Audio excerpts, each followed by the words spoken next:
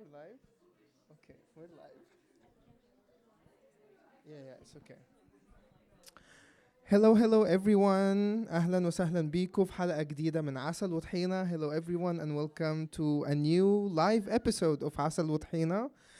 Thank you for coming here today. I am Asal. And I'm Tahina. So, welcome.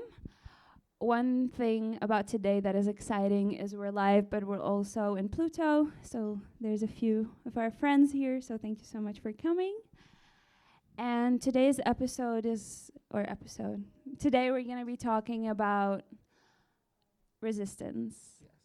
And identities. And identities. Resistance is a very broad word, but I guess something has changed in the last month or so where I can now talk about part of my identity I couldn't talk about before. So we thought that this will be a great opportunity for us to bring it and for me to have an outlet to talk about it. So that's why we're here. So thank you for coming and listening to us. Yep. Especially Mariam after the fall of the Assad regime, and now you're finally free to talk about your experience, your childhood. How was it? Because before, you can take it on, like before, if you talked about it, your family would be in danger, right? Yeah, so one thing why I couldn't really talk about this openly, even though I really, really wanted to, is because under the Assad regime, if you talk against the government, first of all, your name will be on the borders, so you can't enter the government, you can't enter the country. But also you're putting your family in danger. So any immediate family, but even further family. And it was just another way to spread fear to not be able to speak against the government. So it was not even about you and your closest family, but still. Me speaking up would mean not putting myself in danger, but everybody back home. And I do have immediate family back home, and that would be a big thing, and I couldn't do it. And I remember also you were telling me that you want to visit one day Syria, so you were scared of doing it, but now you can actually I can actually go, and we're hopefully gonna go very soon. And also one thing, since leaving Syria years ago, I'm gonna get back to who I am and how we got there, but one thing is like I never renewed my passport. Because also even going to the embassy itself and being from a family that did speak up a little bit about the government was not safe for me. Like, of course, they can't hold me in the embassy forever. I'm a Czech citizen, and I'm lucky enough to be one. But still, you can get threats, you can get questioned, and everything, once again, will reflect on your family back home. But yeah, maybe I can go back to like who I am and how. Let's start with your childhood. And how was it growing up under the Assad regime? What do you remember from it? What are the most things that stand out to you? What's the first thing that comes to your mind?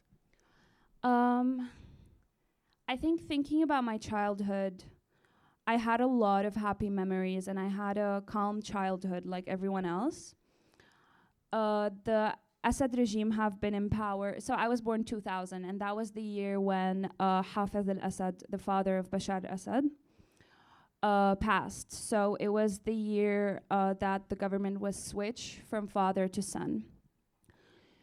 And I always knew that there's not really space for us to ever criticize the government. We were taught in school that Bashar al-Assad wants what's best for us.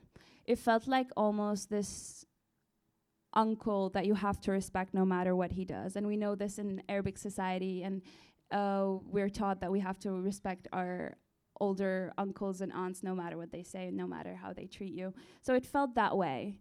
And there was a fear, like even when I was a kid, I understood that me fighting with a kid in school that was related to the family of al-Assad would already be kind of not safe, but I didn't have a greater understanding of the level of oppression we were living under because I was a kid. And one day, I guess all of a sudden, my eyes were open to what actual reality do we live in and how absurd it is. maybe I would start. I'm from a city called Latakia. It's by the sea. And one thing about Latakia, it's very complex when it comes to the groups of people that live there. So you have, at the time, you had 40% Alawiya, which is a type of Muslim that it's a minority that Bashar al-Assad is. And Bashar al-Assad and his whole family comes from a village next to Latakia. So it was their city when they were in power. Then you have a big Christian community, and then you have a big Sunnah community. So it was already complex in its sense, and it always felt like their city. Like they had control over the city, and also you would run into their family members around in restaurants. And his brother Maher al-Assad is a well-known extreme person that I will talk about a little bit more. And you knew of his presence in this city. But I didn't know much about that until the revolution in Tunisia and in Egypt started. And then we would watch the TV with my dad, and my dad started getting excited. And he would tell us, a revolution is coming. And I'm like, no, like, what does that mean? I don't understand what's happening. And then I learned to scream, الشعب يريد إسقاط النظام, which meant the people want the government to be overthrown. That, me just saying that out loud, freaked my dad out so much that he sat me down and he explained to me the complexity of the regime we live under, especially my city. And all of a sudden, there was this shock, because even though I knew that I can't speak up against Bashar al-Assad and the government, I liked him. That's what I was taught in school. He wanted to save us, and he wanted to save Palestine, and he cared about his people. And so one day I understood through my father's terrified eyes that I cannot speak about the government. And then it was explained to me slowly. Like, yeah, the people around him are bad. His dad was bad. He committed a massacre in the 80s. And there are people who are still imprisoned from speaking against the government in the 80s. But maybe he's different. Maybe it's just the government around him. That was the first step. But never talk about it in school. So I would go to school, and as always, in the morning, we have to salute his picture and say the anthem. And slowly, as a child, I was looking around and I understood, oh, his pictures are actually everywhere. And that's kind of strange. We have to salute him all the time. The things we learn about our country are only connected to him and his father. But now, all of a sudden, I'm learning that they're horrible people. But maybe he's not, so it's okay. So there was a discovery of like how brutal they are, and then the revolution came to Syria.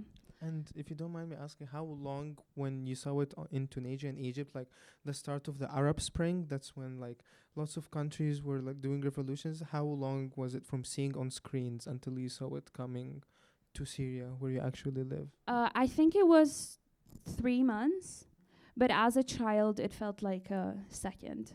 Because we were home, we were excited. My dad is teaching me about revolution and protesting, but how I cannot never do it because we're in Syria. But all of a sudden, the first protest that happened in my city was in front of my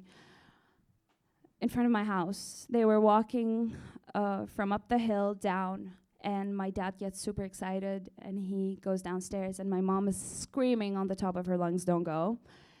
And he still went, and thankfully, my dad ran into a policeman who, like, there's sometimes policemen in Syria who just work on the light, like where the semaphore. Like traffic light. Yeah, they work on the traffic light, and sometimes you give them money because they don't really make any money. And he told him, I heard them. They're saying they're going to shoot at them. Don't join the protest. And even from the first protest in our city, my dad thankfully did not join. They started shooting. They didn't shoot straight at people. They shot above their heads.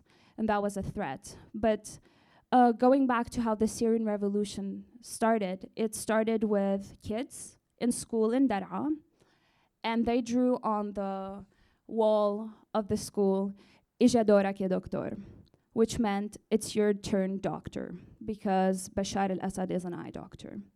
And that led to 16 children, I believe, who were between the ages of 11 and 14, getting arrested and extremely tortured.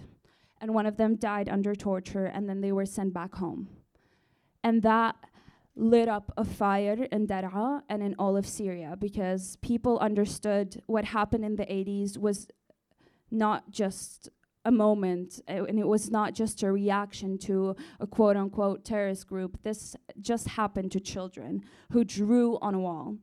So it got to Latakia, and again, Latakia is very oppressed because it's being run by them, right? So I'm just gonna speak about my experience, because in a way, being from Latakia was lucky enough that you don't see the complete brutality, because they don't wanna show their own people how brutal they can be. But I would say still, protests started happening, especially one of my grandmas lived in a more traditional neighborhood, a Sunnah neighborhood, a less privileged neighborhood. And there is where you see the real reaction to protesters. You would have the men and the boys from the neighborhood shut down entries to the neighborhood, even though there were so many, because it's an old traditional neighborhood. And they will put the garbage cans that are metal on the entries, each entry, and light them up on fire and protest inside, because that was the only way you protect yourself. You need to create a barrier between you and them and then run away. So they would do that. They would lock up the neighborhood, start protesting, and then all go hide in houses when they break in. And then they start shooting, and so that was the reaction. And then I would say it got worse and worse, where people were more and more oppressed and more afraid. And then there was something called Mudahara Tayara, which is a funny word. It means a flying protest. And it was a running protest of 100 men who would just, like young boys who would get together and run through the city chanting to not get caught, to not get shot at. And after that, the oppression kept getting more because snipers were all around the city. So that was another thing. I remember a moment of my mom being like, we can't go to these specific neighborhoods because now snipers are around.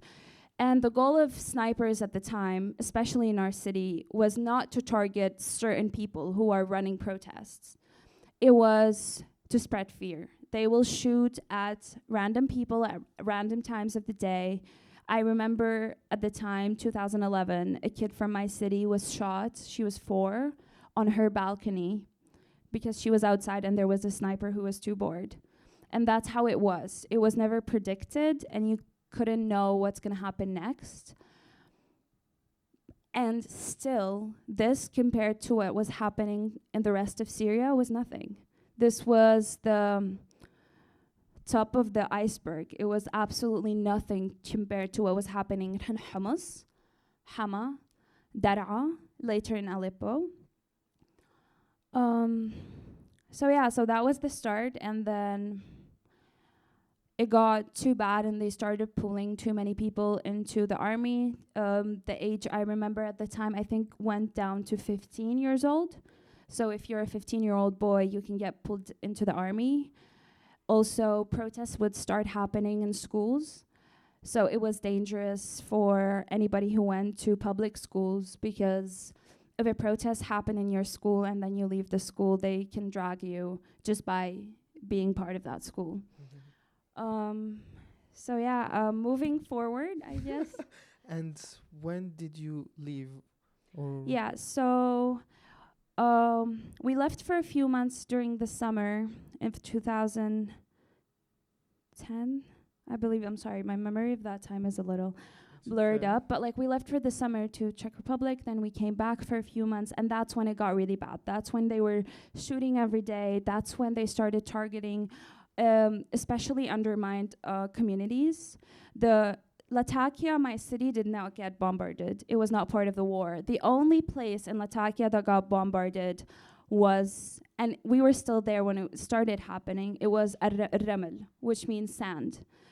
which was the part where we call it Raml al-Falastini. It was place for Palestinian community. It used to be a refugee camp. And it was filled, the reason why people were protesting in this neighborhood, it was because they were undermined, the economy was so bad. And once again, the Syrian revolution did not start from nothing, because there's a lot of people who speculate, okay, was it started by the West? Was it pushed by someone else to ruin the country, whatever? The reason why we cannot say that is because already if you look at the economy of Syria at the time, poverty lines have gone so low, and people who were under poverty lines can barely afford to eat at that point. And this community was one of those. So they were protesting. And I remember my dad at a point where there were no more protests to go to in the city, he would go to Ram al-Falastini to take part in the protest. And it was in a way safer because he was not part of that neighborhood. So he could go in and leave and not get the same consequences they would eventually when they started getting bombarded. And a lot of the men would get pulled to prison. Mm-hmm. But after that, we moved to the Czech Republic. And one thing is, it was easy for us, you know, like I had a Czech passport because my grandma's Czech. And my whole family had a Czech passport, or at least like, not my father, but like my mom and my aunts and my cousins. And this piece of paper gave us dignity and gave us safety. Mm-hmm. Because I could simply go to Lebanon, take a flight, come to Prague. Our life after obviously was not easy because we were war immigrants or war refugees in a way, but legal immigrants with a Czech passport. But that's the thing. There was another shock coming here after the refugee wave started, 2 years after we came. Yeah. It was, my life has a worth simply because of that piece of paper that says I'm European. And I think we got to see that a lot. I worked with a bunch of my friends in Initiative Hlavak, which was is an NGO that does first help point at the train station in Prague. And we got to meet a lot of Syrian refugees at some point and hear their stories. And this was after the refugee wave from the Ukraine. And there was already a refugee wave in 2015 that went through Prague but was completely ignored and suppressed. But it was so quick for me to realize that I don't think they would react like this to white people. And I was gaslit a lot into thinking that is not true, right? We don't want refugees in Europe at all. We don't need refugees. We already have too many people. It's a different culture, but it's not that. They're Muslim, but it's not about being Muslim. They're brown men, but it's not about that. But a few years later, we saw that if refugees look the same and are white, they're going to be treated with dignity. And that is a big thing. When there were Ukrainian refugees who were Roma, they were treated horribly. But when Ukrainian refugees were white, they were treated equally. And obviously, I'm a huge advocate for supporting every refugee. But we cannot turn a blind eye on the fact that treatment of white and brown people in Europe is very different, I would say. Mm-hmm. And also, that's another thing.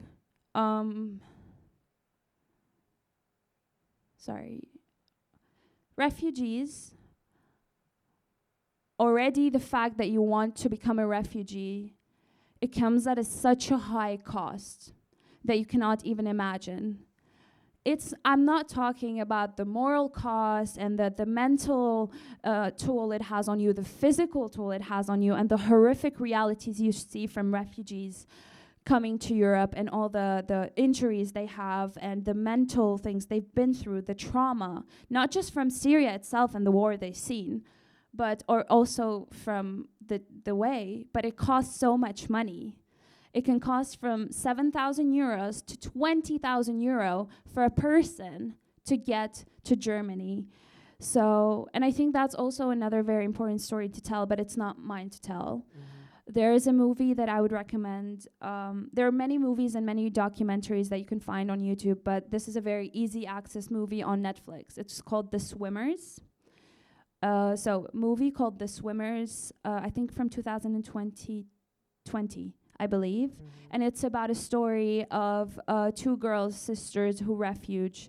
And one of them becomes, I believe, a gold medalist, Olympic champion, the year she refuges. So yeah. Sorry, I think I lost my train of thoughts for a second there. And just hearing your experience about like you being Syrian and then wanting to go out, and you're blessed by having the Czech passport and then coming here and then seeing the different treatment to different people, I guess that impacted you a lot, how you view yourself and your identity and how you view other people and yourself and where you belong. So how was your journey and how did it look like? Okay.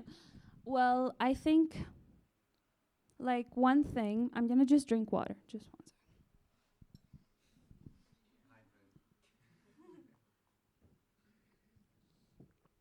I think the biggest thing that it came with, first few years we were here, we were watching the news all the time. My mom was very active.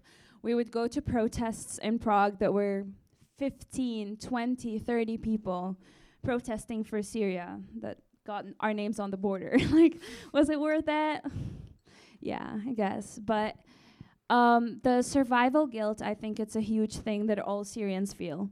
Because you've left a country and you've left your home, you've left your family, you've left your friends, and many of whom can't leave.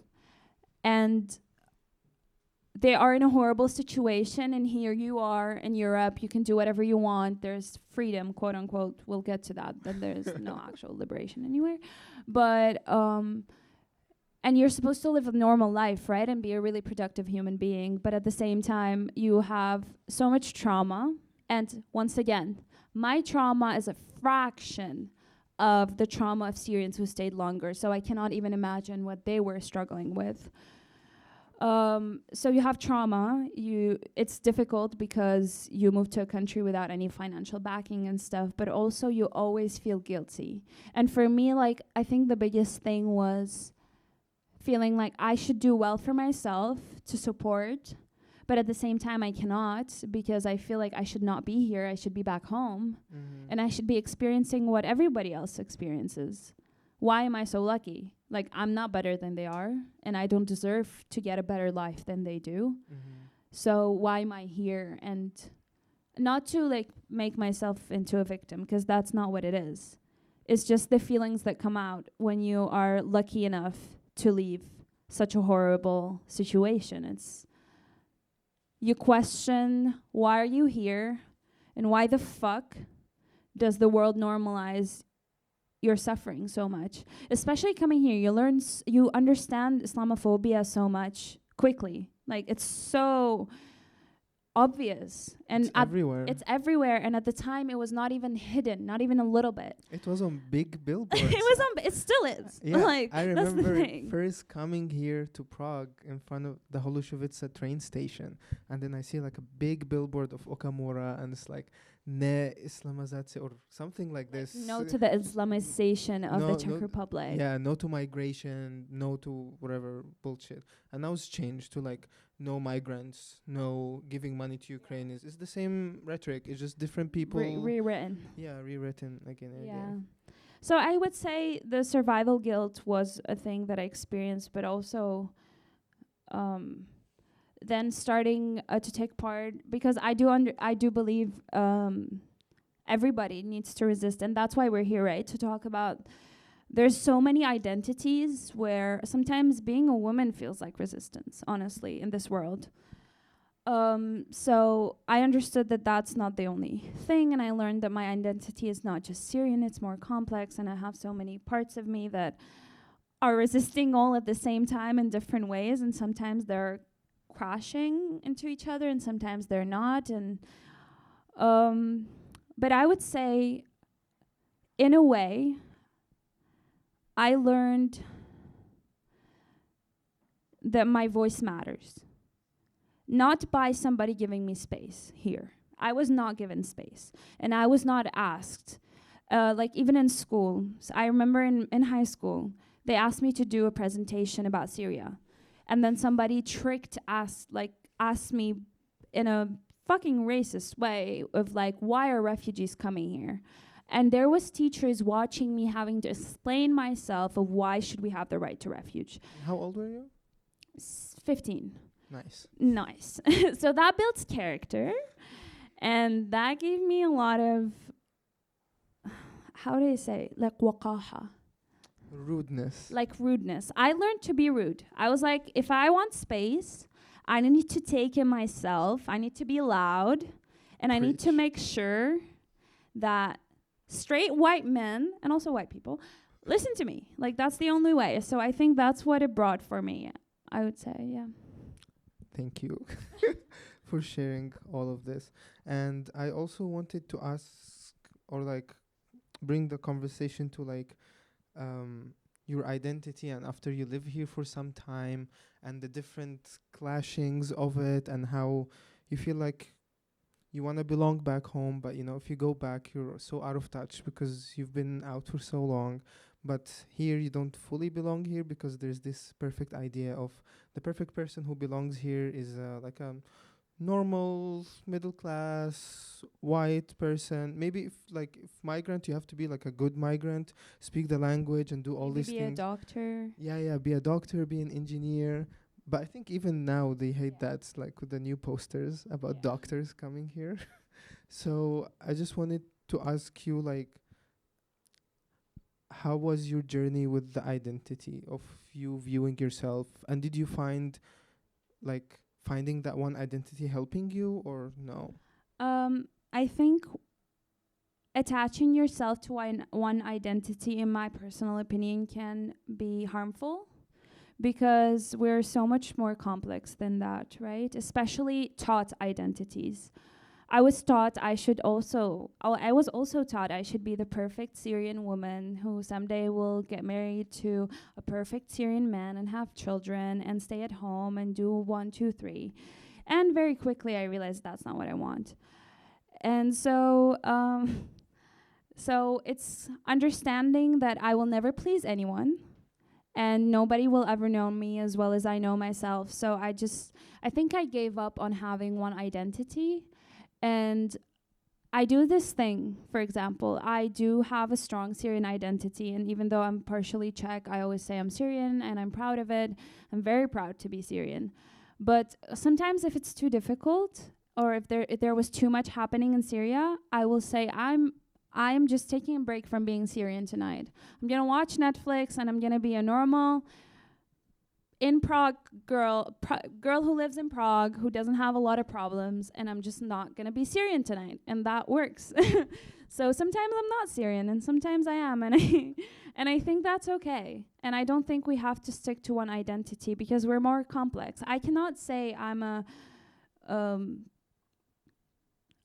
Syrian fighter for Syrian freedom. No, I was a kid when it started, and I didn't have the capabilities, the understanding to take part in the revolution. And all I can say and do now is speak back on my experience that is very limited compared to other people's experiences. But then they will not understand mine of coming here and facing Islamophobia.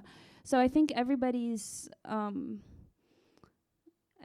identities are so complex that I would never stick to one. Yeah, I understand. And I relate to this because for so long I was also kind of searching for like this set of identities that identify me. And I found that it did more harm than good.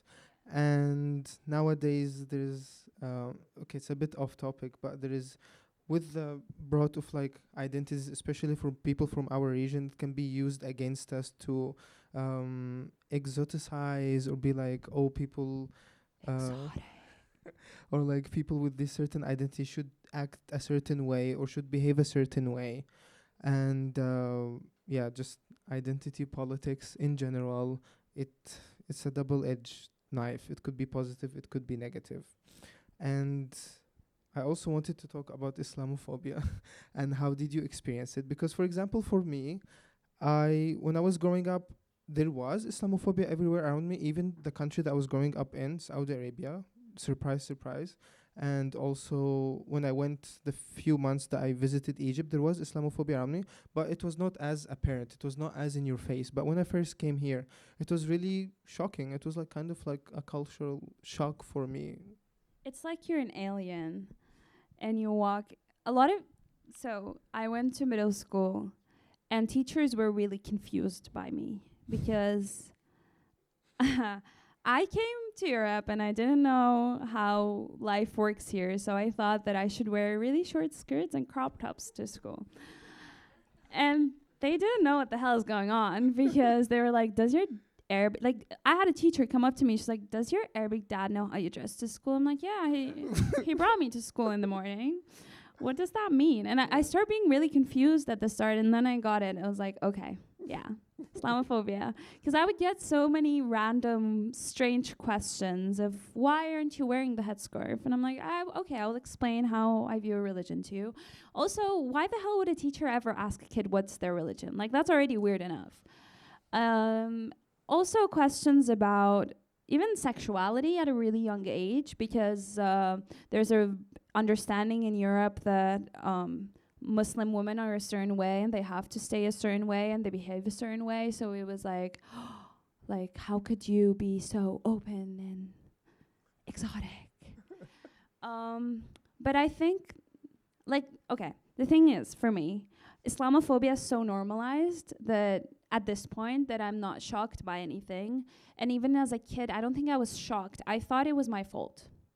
I was like, maybe our people are bad and strange, and being Muslim hurts other people because apparently they're telling me that all these terrorists are Muslim and the only terrorists are Muslim. So I had a minute where I believed that all terrorists are Muslim and that's how it works. And now looking back at it, I was like, no, actually, you just don't call a white person who terrorizes a place a terrorist. You just call them mentally unstable individual who is struggling. So, or they're fighting for this country's liberation. Yeah. But yeah, so I would say Islamophobia was something that you experience a lot, but was not shocking at all. But I would actually like to go back a little bit to Syria, if that's okay. Please. I just remembered something, an oppression. The thing is, being Syrian and living in the city I did, you understood oppression at such a young age so much that nothing felt like oppression. Even in Europe, where Islamophobia is a form of oppression, it's a clear form of oppression to demonize us and make us feel and look lesser than, and even barbaric, backwards, right? Yeah. But still, it didn't compare to the form of oppression I saw from back home, because it was an oppressive regime that will murder you for your opinions, not bully you, that I thought that it's okay. So I would say it took me a long time to be like, okay, Mariam, that was, even though war is horrible and oppression through your government is horrible, Islamophobia is also bad. Because I was like, it's not so bad. And this is something I actually talk about with my therapist. The spectrum of how bad situations are brightens the more you see horrific things. And mine was so broad, and for me, Islamophobia was such a small part of it that it was not a big issue. But now looking back at it, it's obviously not okay for anybody to ever treat a student this way or a classmate.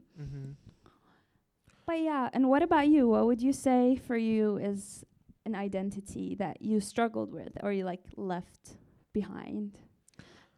I don't have a direct answer for this one, But I actually wanted to relate to what we were saying before about like internalizing this Islamophobia and thinking that you are the problem, and maybe people are right because Maybe my family is weird. yeah, maybe the place that I'm born at is wrong, or maybe my religion is the bad one, as you said, because you get this messaging from everywhere, all around you, 24/7, growing up, in the news, in movies, in even video games. I remember growing up playing on Call of Duty Black Ops 2, and there was a mission in Iraq, and they were killing civilians there. And I was kind of playing it. I was like, okay, these people kind of look like me, and the streets look very familiar to the streets where I grew up in. So it was violence against like our people was very normalized. And what you said, for example, about Islamophobia, like not only does it impact on a personal level, but also on a geographical level. And the instability that we have, if you really think about it, is because of like imperialism, colonialism, which is also byproduct of Islamophobia and all these things. So, yeah. And I think one thing we talked about before this, right? Because once again, it's like we go around and we have all these identities that we try to understand about ourselves, and who am I, and what makes, like you put these boxes together and you try to build a little tower. Identities are also understood differently by different people, and this is something that we talk a lot about, which is queerness. Yes. That if you would like to explain, how do you view queerness? The first thing that came to my mind when you said this is like the idea of having one idea of how queerness looks like and how it should look like, and then applying it to everywhere all around the world, especially like a European understanding of what queerness looks like, and then be like, well, if it doesn't look that way, then it's not queerness. And that's completely wrong. Or the idea that queerness is a European construct, which is not true, because like throughout our history and throughout my relearning of our history, I discovered lots of like very queer people in our history, but they were erased. Like, for example, there were sultans that were governing Egypt, and they would openly have male lovers, or we can talk about it later, another episode, like the khawalat in Egypt, or like all these things. And also, I think that queerness is not just like a sexual orientation, but it's more a lifestyle, and you being a person defying the norms or resisting the norms. Because, for example, in my view, a person who is a person of color and is a migrant in a white supremacist society, their existence is queerness, because it goes against the norm of that society is, and their existence is against Form of resistance. Yes, exactly. So, yeah, these are all the things that came to my head about queerness. And so, like, for me at least, I view queerness, like you said, it's also having political opinions that don't really go with the flow of the society you live in, or even being activist. Yeah. How do you see resistance in everyday life manifest for you? Or people even around you? Yeah. As queer or not? Yeah, we've talked about this actually before in private conversation, but I'm happy to share This it is how here. this happens. We have a private conversation and we're like, let's talk about it in front of a bunch of people. Yeah. So you're welcome. And make a reel out of it with the help of Lily. Thank you.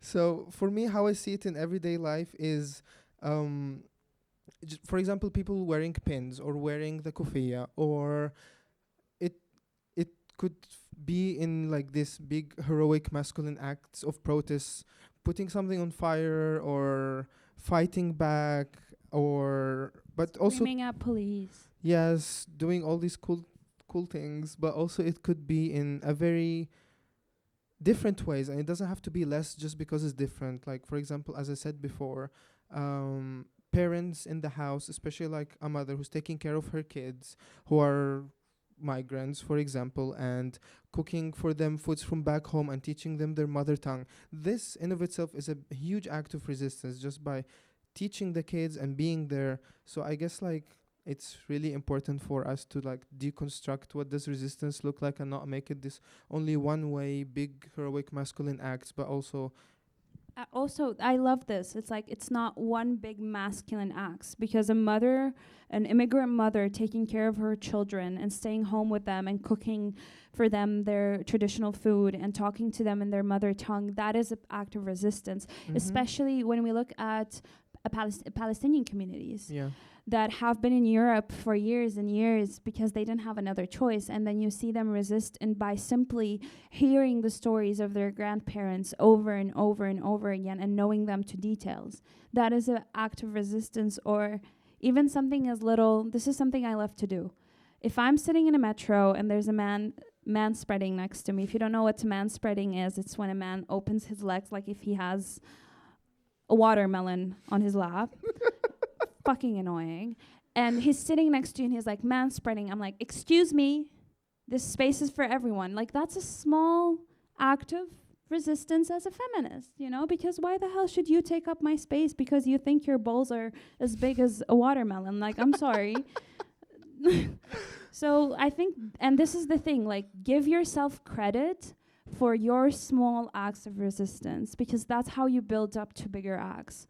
I don't think I would have gotten the guts, I'm not going to say balls because absolutely not, gotten the guts to chant at protests or lead Palestinian protests if I didn't start resisting as a young kid.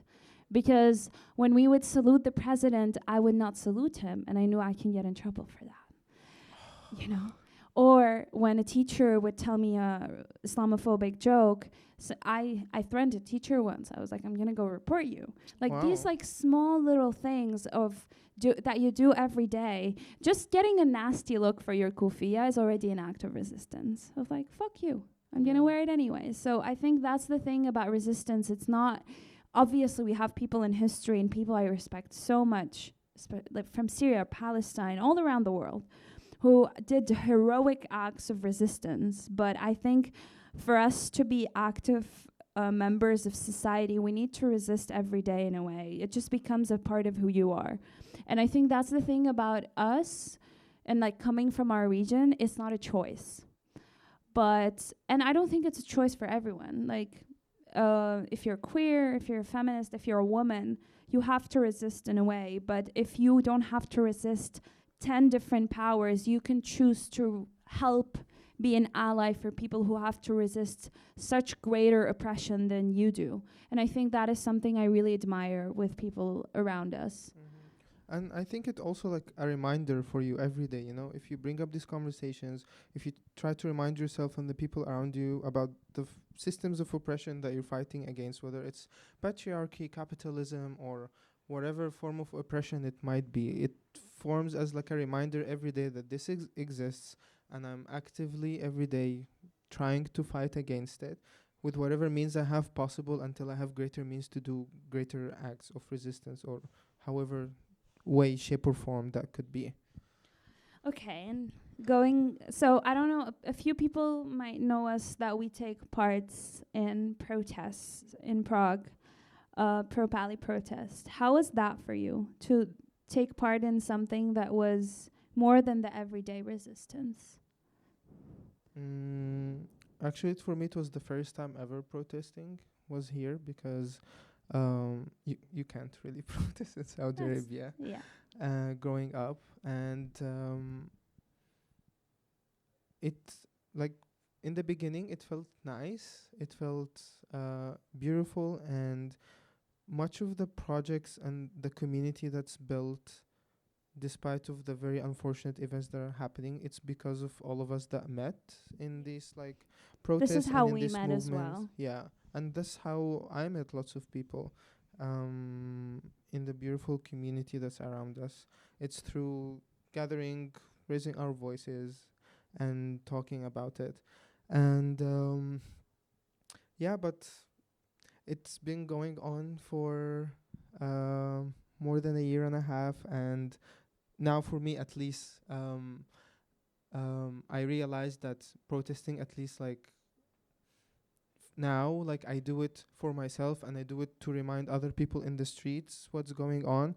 And I realized that there are other many different ways of protesting other than just going to the streets, like finding some kind of mutual aid that's helping people on ground, trying to educate other people who are in powers of position, and yeah, all these kinds of things. And what Yeah. about you? I think, like you said, it felt good at the start. It felt powerful. There were points where it felt really helpless. A big feeling I always had that all my friends around me probably heard me talk about is guilt. Because it felt like I'm being a hypocrite for protesting for Palestine while not doing much for Syria at the time. So that was, I think, a feeling that came up a lot. Obviously, I will always protest for Palestine, and it's something that is so close to all of our hearts. And I do believe it's an Arabic cause. It should be an Arabic cause.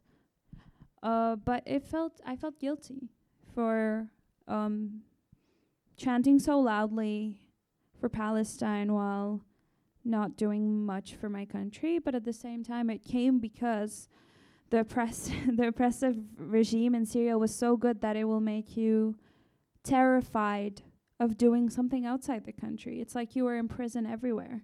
There was no escaping, because if you will take a stand against them, they will find people you love the most, and they will make sure to hurt them, especially if you're loud and you're seen. Mm-hmm. And that actually reminded me of something, like now with the fall of the regime and the happiness of my friends and the people around me who are Syrian about the fall of the regime. After how many years? It's been 53 years that this fucking family has been in power. Yeah. And ever since the start of revolution, how many years 13. was it? 13 years. And everyone's celebrating around us and was very happy that they can finally go back, visit, talk to their family, talk shit about the ex-president.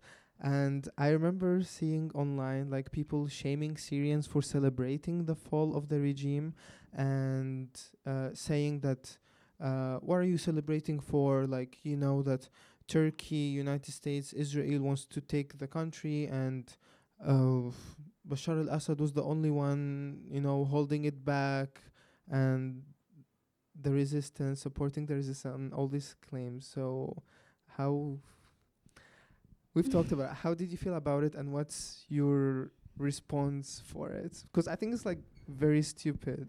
I think the thing is, if you're a person who really understands the background of Syria and the political situation there, and you come to me curious about where do you think this is going, I will gladly have a conversation about it with you. But what happened was I had a few people attacking me, being like, how could you think? And there were a few of them were from the pro-Palestinian movement even. And it was like, how could you be happy for this? They're gonna take over the country. Bashar al-Assad was the resistance against Israel. Syria would have fallen to Israel years ago if he was not resisting all these years. And first of all, Bashar al-Assad was never the resistance. We know this. If you're Syrian, you know this. And also, if Bashar al-Assad was the resistance and his whole goal of being in power is to support Palestinian communities, why did he bombard and siege many, many Palestinian communities in Syria who were protesting against him? And secondly, who are you to question people who are oppressed? It's nobody's space. It's not your space, no matter who you are, to come to a person who were oppressed their whole life by a regime and tell them how to feel or how to think.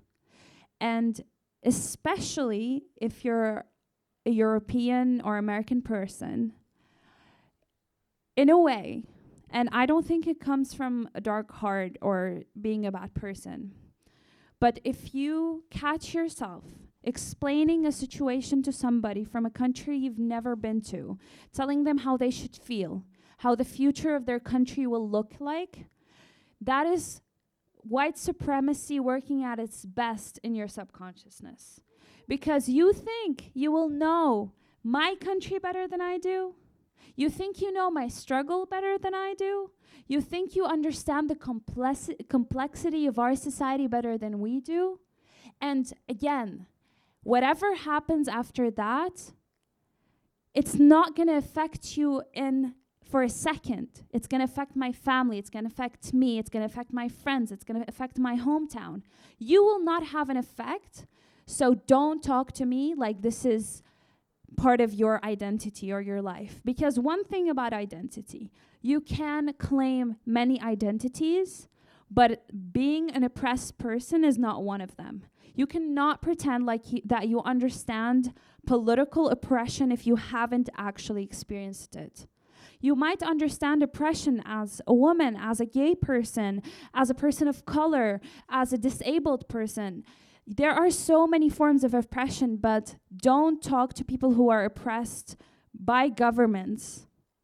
And also, oppressed by governments, once again, because of colonialism that happened to us and weakened us, and pretend like you know what's happening, because you don't. It's too complex. And you can be educated, and you can learn about what's happening. You can have your own opinions. That's completely fine. Just don't project them on people from the region. Do be a good ally. Like, I will not project my opinions of Palestine onto Palestinians. It's not my space. I can have an opinion. I will chant for Palestinians, but it's not my place to tell them this is what you should do and this is how you should feel. And I was genuinely really disappointed because I was like, how dare you, simply. Yeah. And I was really angry, and maybe you can tell. Yeah.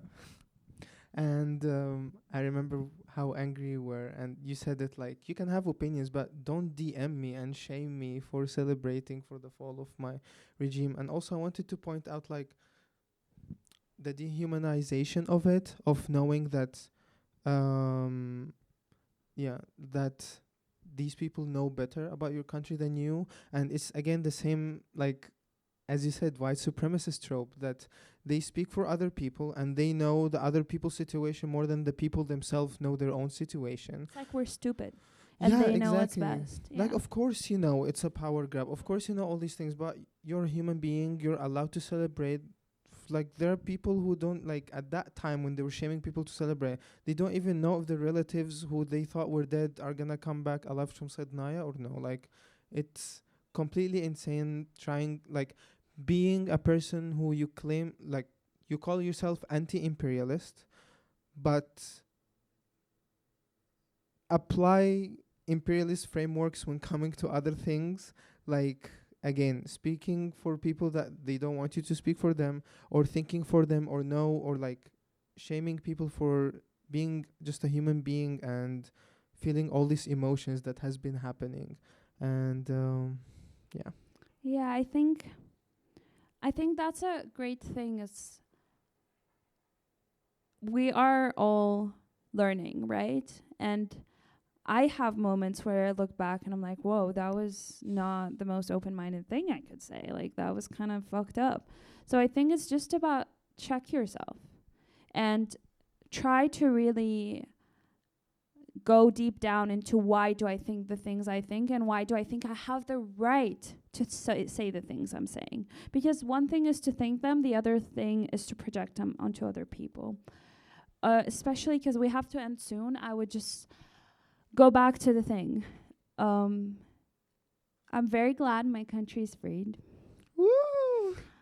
We don't know what's the future of the country. We really don't. We don't know if it's gonna turn into another form of oppression, or if it's not. But my mother, since she was born, has lived under the same family in power. This is the first time we can go back home and not see their pictures and statues of them everywhere. This is the first time I can publicly say that I fucking hated that family, and I don't have to be worried that my loved ones are gonna go to prison or get killed. So if that's all I get out of it, I'm good. So yeah, thank you so much. I think that's it. Thank you, guys. Thank you so much.